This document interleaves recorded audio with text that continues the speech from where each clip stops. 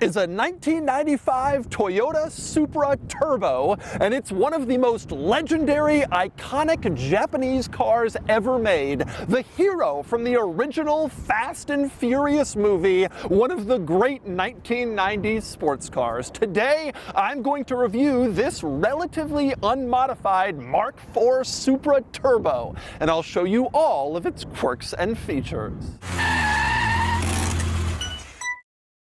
Before I get started, great news! This Supra Turbo is currently for sale, and it's being auctioned live on Cars and Bids, and this is a good one. Factory Supra Turbo, factory manual transmission, and it's relatively untouched, whereas a lot of these have been heavily modified, and you can buy it on Cars and Bids. So, once you finish watching this video, click the link in the description below to visit the live auction for this Supra Turbo, where you can bid on it and buy it only on Cars and Bids. This episode is brought to you by NordVPN, and if you spend any time online, which obviously you do because you're watching this, you should probably have it. One of the coolest things about NordVPN is you can switch your virtual location. So let's say you're traveling abroad, you're in Germany, Japan, wherever, and suddenly your streaming services don't work the same. Well, with NordVPN, you just switch your location back to the US and boom, everything works like you're at home. Or maybe there's a sporting event or a show that's only available in another country. Same deal. Click,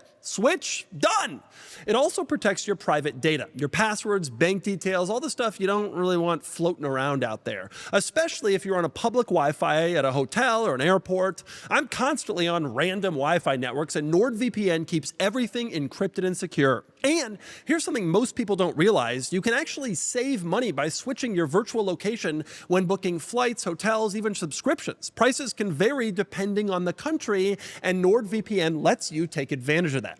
It's super fast, no buffering, no weird slowdown, and one account works on up to 10 devices. All of that for basically the price of a cup of coffee per month. So, to get the best discount on your NordVPN plan, go to nordvpn.com/DougDemuro. Our link will also give you 4 extra months on the 2-year plan, and there's no risk with Nord's 30-day money-back guarantee. The link is in the episode description box. All right, time for the quirks and features of the Mark IV Supra Turbo, starting with a little background on why this car is so special. So, the Supra first came out in the 1970s, and initially it was a sporty trim level of the Toyota Celica, which was sort of the sporty little coupe, kind of fun car in Toyota's lineup. The Celica Supra was the performance version, and in the 1980s, the Supra was spun off to be its own completely distinct separate car, and the Celica kind of stayed on the sort of entry-level sporty path, while the Supra became the real sports car, the kind of high-performance pinnacle muscle car in Toyota's lineup. This Supra is the 4th generation model called the Mark IV by enthusiasts, and it is by far the most beloved Supra of all. It came out for the 1993 model year, and it's a legend in the Japanese car world and in the car enthusiast community as a whole. Now, there are 3 primary reasons why the Mark IV Supra is so beloved. Among Supras, among Japanese cars, it is one of the all-time icons. And a big reason, maybe the most important reason, is the powertrain. All Mark IV Toyota Supras used Toyota's famous 2JZ 6-cylinder. It was a 3-liter inline 6, so a very smooth engine, and it was known for its reliability.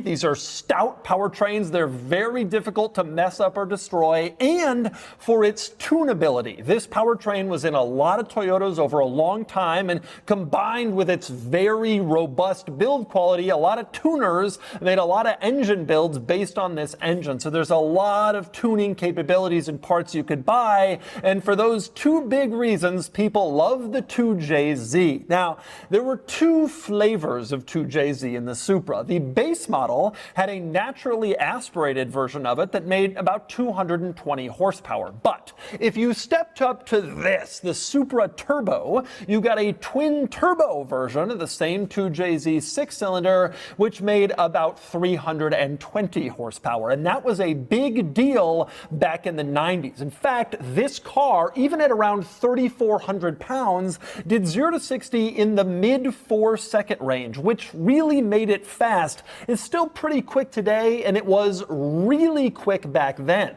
even at this car's pretty high price point. The sticker price on this Supra back 30 years ago would have been around $50,000, which translates to about 110 grand in today's money. Big money for this car, but it was big fast and big cool, in part thanks to this wonderful powertrain. One 2JZ quirk I've always loved, when you open the engine compartment in this car to see the famed 2JZ 6-cylinder, the most prominent words that are staring back at you are traction control.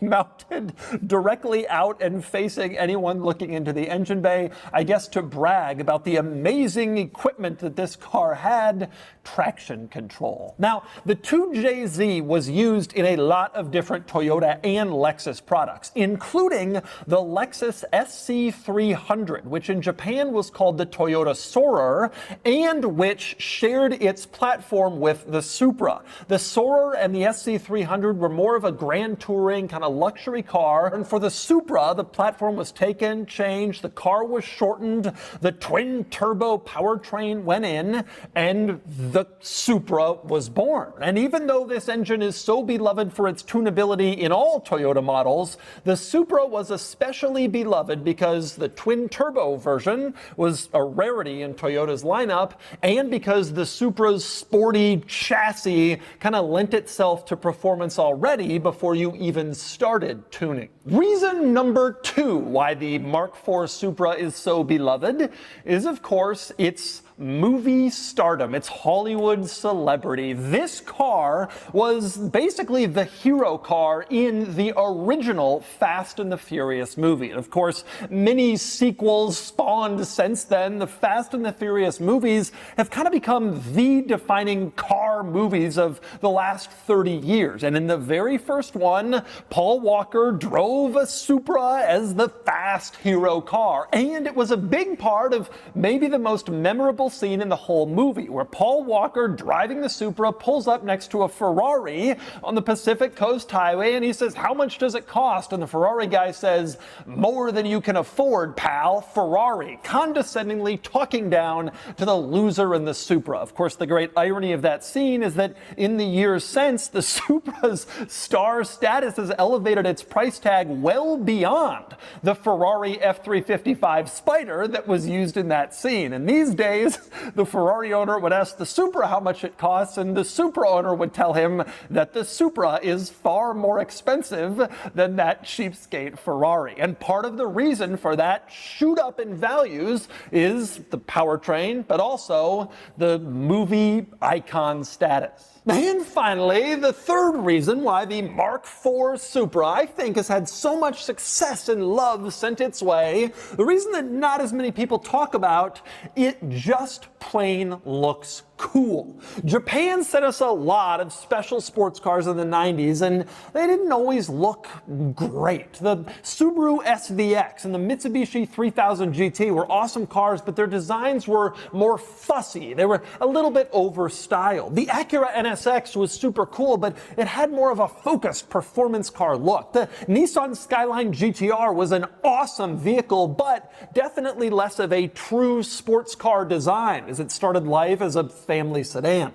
The Supra, and honestly the FD Mazda RX-7, those cars had a clean, simple, swoopy, sporty design that not only I think has aged pretty well, but was also very representative of the 90s. A lot of cars from this era had these sort of flowing lines, a little bit of a jelly bean look to them rather than the angular 1980s that preceded. And this car is really representative of that era. This design really looks like the times, and it was one of the better, more iconic, more emblematic designs that came from that era. And I think that too has helped the Supra earn so much status and iconic power over the years since it came out. But anyway, beyond the lore of the Mark IV Supra, there's also a lot of quirks and features to discuss. So let's start on the outside, and specifically, let's start with the wing. This giant rear wing has become so emblematic of the Supra itself, although interestingly,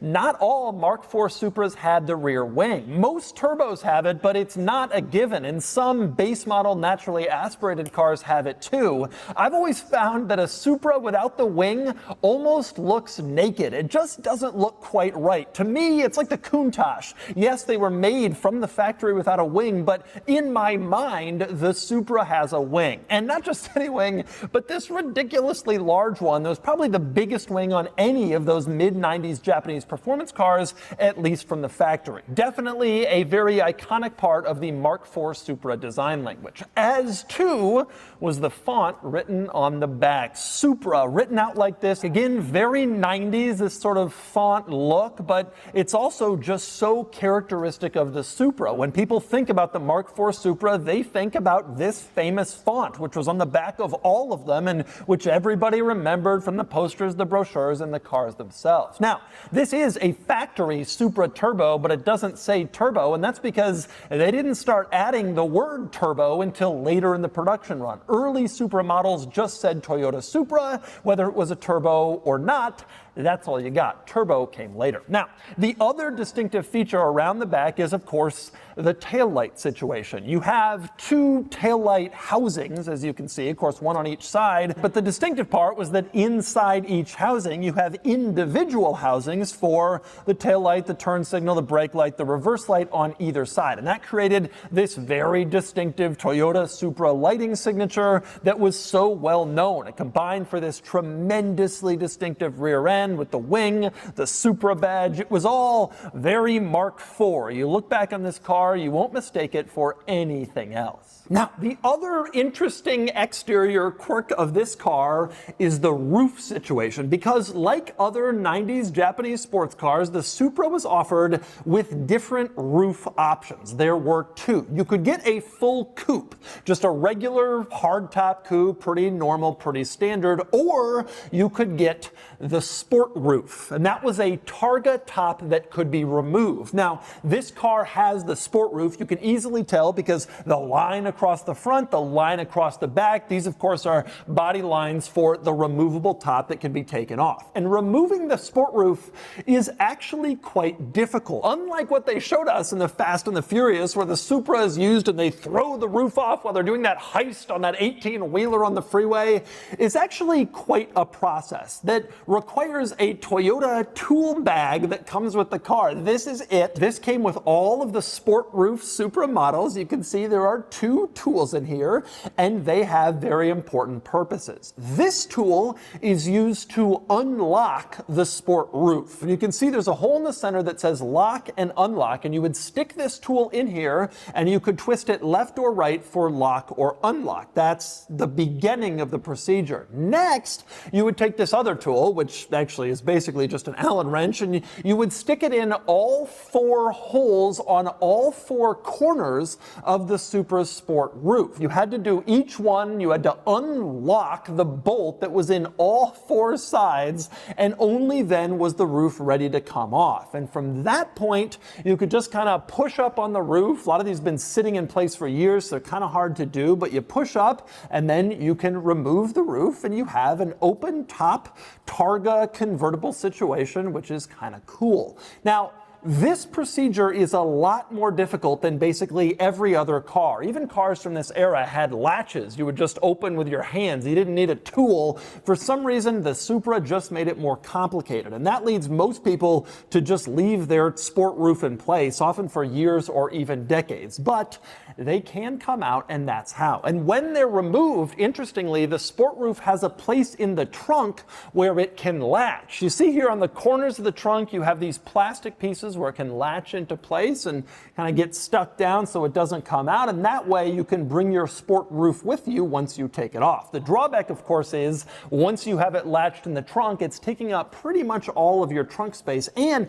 it can only latch one way with the painted side up, which means you can't really put anything on top of it or you risk scratching your sport roof, which isn't the best situation, but at least you can take it with you, which is pretty nice considering it's a fairly large and bulky panel. But anyway, next up, since we've already started discussing the interior, since we're talking sport roof, let's move in here and talk interior quirks and features, starting with the obvious, the cockpit design. You can see the entire center control stack is angled towards the driver, and the result is a very cockpit-like design, very driver-focused, with all the controls within the driver's reach, facing the driver, leaving the front passenger kind of an afterthought in this car. It was all about the driver's experience, and the cockpit design theme was actually pretty common in a lot of these 90s Japanese sports cars. They were trying to go high-tech and feel like a fighter jet, and doing this really created that experience. And from basically anywhere you look in the Mark IV Supra's interior,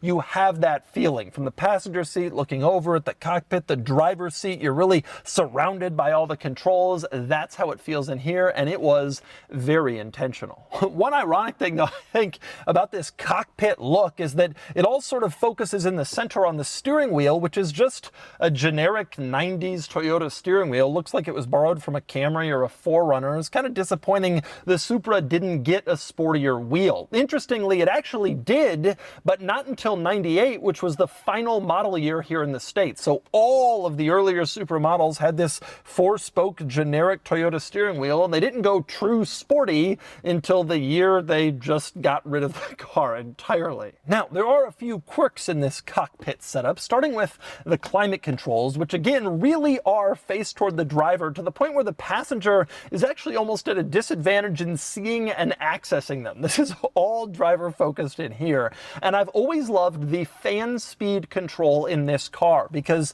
you turn on the fan and then as you twist the dial, it lights up individual lights within the fan speed control, kind of corresponding to how much fan speed you've dialed up, which is a pretty cool little quirk. It's a nice touch that they did that. The climate control temperature dial is fairly similar, although unfortunately it does not have those distinctive lights throughout it as you twist the dial, but it's still sort of the same setup and the same feel. Now, the climate vents, as you can see, are circles. There's one in the center on the driver's side, and there's one on the other side, both of which are circles, sort of focused, I think intentionally trying to make it seem more fighter jet-ish. The climate vents on the passenger side of the dashboard are just normal vertical rectangles, nothing special for the passenger. The driver gets the cool stuff, and there are a lot of circles. You can see the clock is within a circle, even though it's just a normal clock face readout. They put it in a circle, and same with the power mirror control. Again, a standard control, but placed inside a circle. I think the circle's there to give a little bit more of a purpose and sort of a jet plane kind of feel than just normal boring car controls. A few other interesting quirks in this area. One thing I love about the gauges, they are very focused, very simple, easy to read, with the tachometer in the center, which is a traditional placement for very focused sports cars, where the engine speed is more important to you than the actual vehicle speed, since you're driving in a racetrack competition setting and the speed you're going isn't as important on the racetrack. Something else I love about the gauge cluster setup is that the warning lights are actually placed off to the side. They're over here in this kind of little panel that's actually hard to see behind the steering wheel rim, which makes it perfect for just ignoring the warning lights, which a lot of people do. Especially in 90s cars, stuff's hard to fix. Just forget about it. Put tape over it. That's easy in a Supra where it's off over to the side. But anyway, one other interesting note about the cockpit feel, even the center console armrest storage is aimed specifically for the driver. The latch is on the driver's side and it's hinged away from the passenger, meaning the passenger's access to this storage is blocked. This again was intended specifically for the driver of this car. Now, one other interesting quirk in here is the door handle situation, which is mounted very low on the door panel. When you look at the door panel, it doesn't seem right. It seems kind of weird how low it is. But when you close the door, it actually makes perfect sense. It's perfectly in the right spot to fall into your hand when you're going to get out and open the door. More interesting, though, on the driver's side, again, part of the cockpit feel, you can see the power locks and the window switches are mounted right here. It's kind of an odd position until you close the door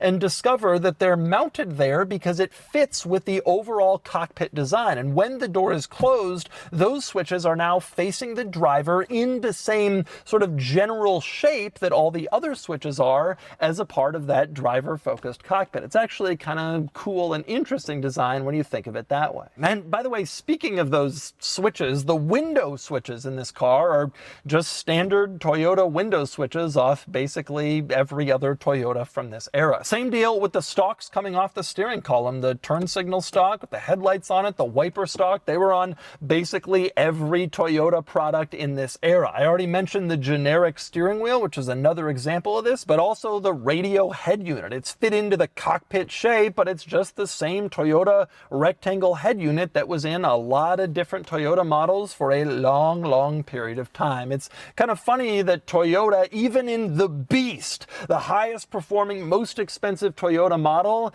even then you had some generic Toyota stuff that followed in from the rest of the lineup.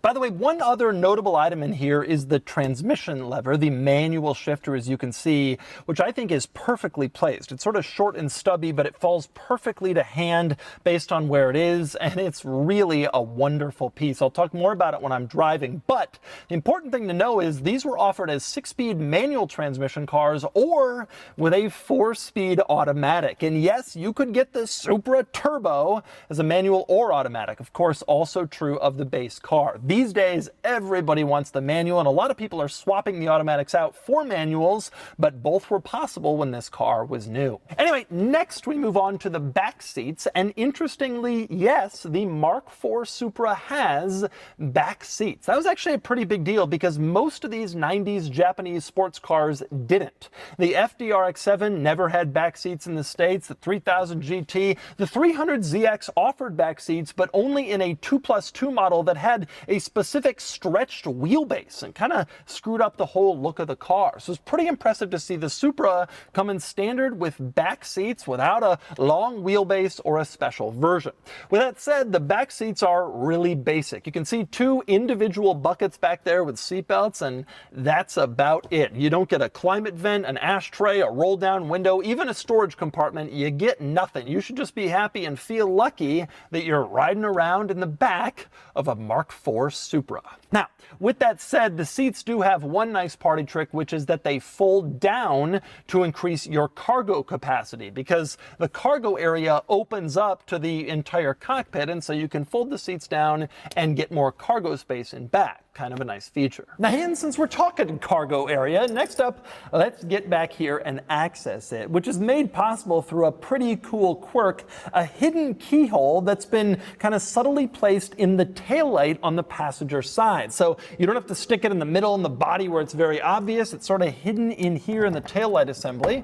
You stick the key in, pop open the tailgate, and then you open it up. And you discover that there's actually not really all that much room. You have a pretty high floor in here, so even though it's fairly wide and pretty long, you don't really get much depth for a lot of stuff to be put in back. Now, with that said, of course, you do have the ability to fold down those rear seats, like I mentioned before, which adds some cargo space if you're trying to put in especially large items, and obviously that can make the car more practical.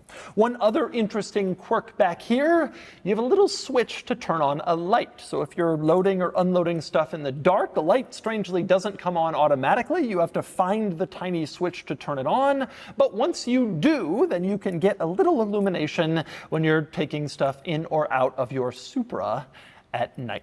So those are your quirks and features, but now I want to discuss what exactly happened after this car. So like I mentioned, the Supra's last year in the States was 98, but production continued globally after that. Demand in the States had fallen, the Supra is getting old, they pulled it off the market, but they sold it in Japan through 2002, and then it was gone. And it would be a long time, more than a decade, before the Supra would return. And about 10 years ago, we got the Mark V Supra back in action, but a very different vehicle. No longer a four-seater, smaller car, much more affordable price point, standard four-cylinder engine, although a six-cylinder is optional, and most importantly, it was based on a BMW. The new Supra shares most of its underpinnings with the BMW Z4. It was a totally different Supra, but it's still called the Mark V, and it was embraced by Toyota Supra enthusiasts. And the new Supra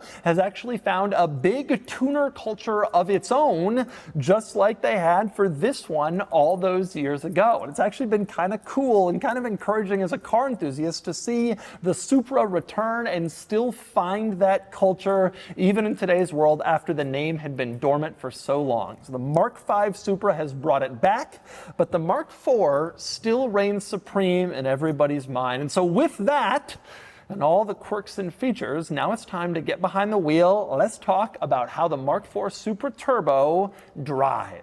All right, driving the Mark IV Supra Turbo. I love these cars. I have wanted to own one of these cars for a long time. I know that a lot of people think they are overhyped and blah, blah, blah, but I think there's a lot of great reason that this car gets so much hype and so much love. I think it looks awesome. I think the powertrain is fantastic. I know a lot of people say it's kind of a mid car when it's stock, like this one mostly is, but to me, it's cool that you can run the gamut for what it can be, from a fairly stock kind of cruiser car to a really off the chain, you know, modified, ridiculous situation. And this powertrain and this platform allows that to happen. First thing I notice in this car is just how smooth it is. I am astonished. This car is coming up on 100,000 miles, and even opening the door, it's like surprisingly high quality. There's not any like shaking or rattling. You turn the engine, and the powertrain being a six-cylinder engine, a straight six, that's a smooth engine design based on the laws of physics, and it feels very smooth. And sitting here at a light, you feel very little. You feel almost no rumble. Despite being a Toyota from the 90s with a fairly plastic interior, it is a shockingly, I don't want to say upscale, but like solid experience that I wasn't really expecting. You know, I think of cars, Toyotas from the 90s, I think of 4Runners, I think of Celicas. They were fine, but they were commuter cars. They were durable and reliable, but they were also pretty plasticky. They were not, this almost feels Lexus-like in its kind of quality level, which is interesting. And the ride quality feels like that too. It is not a particularly harsh ride. It's certainly harsher than the Lexus SC. I did one of those maybe a year ago. It's harsher than that. This car's also been modified a little bit. There's some suspension stuff on it, I think. But it feels solid. It has a truly like solid, smooth, almost kind of higher end feel to it that I wasn't expecting. Now, one of the things I've always loved about this car, and one thing that everybody should love about this car who's spent any time in one, is the shifter clutch situation. The clutch itself is fine, linear. It's a little heavier than I would want. It's not quite as communicative as, say, the clutch in my Porsche 993, which also comes from this era as a sports car. However, the shifter is just magical, just absolutely magical. Short throws, it's the right amount of notchy. It's just it's a perfect shifter situation. All right, gonna floor it here. Yeah, it's definitely not as fast as some cars are, let's put it that way. It's quick. It's quick. I don't want to take away from it. It definitely has some speed. I understand why people get so excited to modify them. You kind of have to get up high to get the power, although when you do that, it's like a pretty fast experience, honestly. it takes a little bit of a while to build to that level. It definitely is not incredibly quick from 0, but once you get up into the 4,000 plus rev range, it actually is pretty quick. Now, one of the things I think that a lot of people complain about this car is that it's sort of wallowy in stock form. And that is kind of true. This car definitely it does not have the sports car feel of my 993 Turbo. You know, honestly, the acceleration is actually pretty good. You just got to let it get up there. And then once it does get up there, it's not like a lot of turbo cars where it kicks you in the face all at once. It's a little slow to build until 4,000, and then it's not like a smash in your face. It's a linear build, but up to 6, this car actually feels like legit fast. But what I was going to say about handling is it definitely has less of a Focus sports car vibe like an NSX or an FD RX-7, and definitely a little bit more of sort of a touring car type feel to it. It doesn't have the steering precision. The chassis does feel a little bit more prone to some body roll and maybe not like immediate and amazingly precise movements like you just get in some of the other 90s Japanese sports cars or my 993, that kind of stuff. I think that if you approach the Supra thinking it's going to be like the ultimate sports car, that's not really what it is. It is not an S2000 and it's not an FDRX7. Kind of an interesting way, because this car was so vaunted from its days in Fast and the Furious, and because it has a powertrain that allows you to modify it so well. I think what this car does well is actually like grand touring cruising, which is it's a fast car that you could probably sit fast on the Autobahn. Yeah, it's quick. It's quick when you get up in the range. But you can feel that suspension float as you go over bumps, even at higher speeds. It's kind of interesting. I think this is, in a way, I think this is a grand touring car with a sports car powertrain and a sports car design and a sports car sort of ethos and history. And so a lot of people really come at it from the sports car lens, but this car is definitely not as eager as like a true purpose-built Focus sports car. And I think that a lot of the reason the tuner culture exists around this car is because people want it to be that Focus sports car, and you can make it that Focus sports car. It just requires a little bit of effort. Certainly not how it was done from the factory. In fact, from the factory, it is just a really solid car. It's just a good, nice car, would be easy to do big miles in. I think that in stock form, it's a little misunderstood. People say it's not that great. I think it's more that it's intended to be not necessarily that S2000 type situation. Overall, hard to say bad things about a Mark IV Supra Turbo. It's a cool car. And so that's the Mark IV Toyota Supra Turbo. This car is a legend. And while the driving experience may not equal an Acura NSX or a Porsche 911 Turbo, even though prices are heading in that direction, this car is just as iconic. Not only for its driving experience, but also because it is simply a legend of our youth. Such a special car, and you can buy this one on Cars and Bids. Anyway, now it's time to give the Supra Turbo a DougScore. And the DougScore is here, 56 out of 100, which puts the Supra here against rivals. At this point, I've driven all of the top Japanese sports cars from this era, and I really think the Mark IV Supra deserves the hype. It's not as focused as the NSX or as high-tech as the 3000 GT VR4, but it's the best combination of beautiful, fast, fun, practical, and durable out of all of them. And so while it doesn't run away with any one category, it scores high marks in all. Plus, its tunability means you can get more in any direction you want to go. If you're looking for more style or more power, more handling, the Supra platform is ready. It's a wonderful car, and I want one.